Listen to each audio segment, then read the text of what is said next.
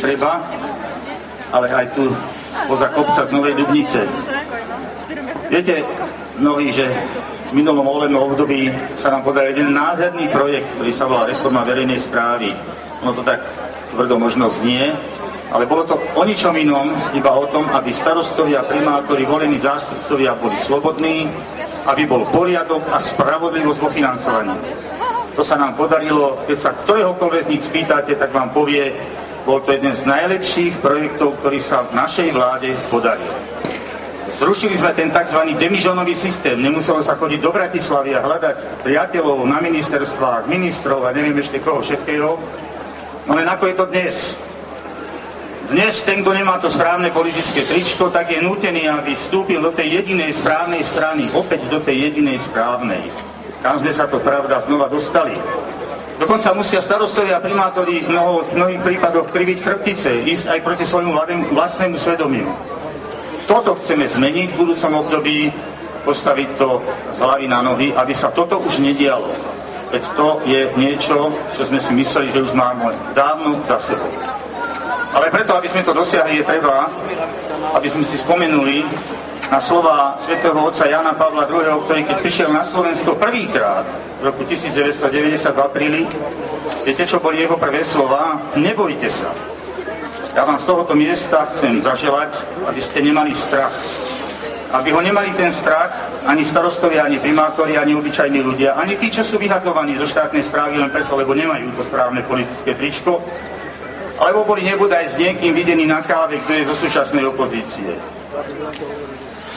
Strach je zlý radca. Tí, ktorí chcú kradnúť, ktorí chcú moc zneužívať vo svoj prospech, tak tí potrebujú ľudí, ktorí sa boja. Z tohto miesta tomu najhoršiemu ministrovi vnútra chcem odkázať, že nemáme strach ani ako opozícia, ani ako tí, ktorí sú odhalovať ich prešlapy. A verím, že nemá strach ani Bohuš Hanzel. A držím mu palce, aby to vydržal. Miesto toho, aby pán minister rozprával o tom, kde nakradli, odkiaľ majú peniaze, tak zavádza a zastrašuje ľudí. Aj taký ďakuje Bohuš. Ale je to chlapec, ktorý bol v charte, podpísal chartu, ten nemal strach za komunizmu, nemá ani teraz. A som presvedčený, že pravda vyjde najavo. Aby sa toto všetko dokázalo a dosiahlo, tak je treba ešte jedna vec, a tá je veľmi vážna. Aby sme neboli ľahostajní. Aby sme neboli ľahostajní predovšetkým 12. júna. Spomínam si na časy, keď sme museli chodiť k voľbám a 99,9% ľudí chodilo voliť a nemali žiadny výber. Iba ten jeden lístok tam hodiť. A ten, kto nešiel, tak bol v podozrení, deti sa mu nedostali do školy, mal nábeh na disidenta. Dnes máme právo ísť voliť. Prosím vás, využíme ho. Lebo ľahostajnosť je veľmi zlá vlastnosť.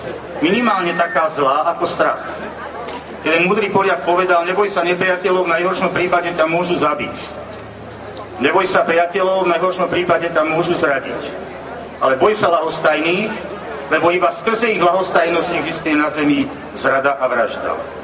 Ja želám vám, nám, všetkým, ktorí veria, že sa dá Slovensko vrátiť z hlavy na nohy, že sa dá zvrátiť smer, ktorý tu už voľakedy bol.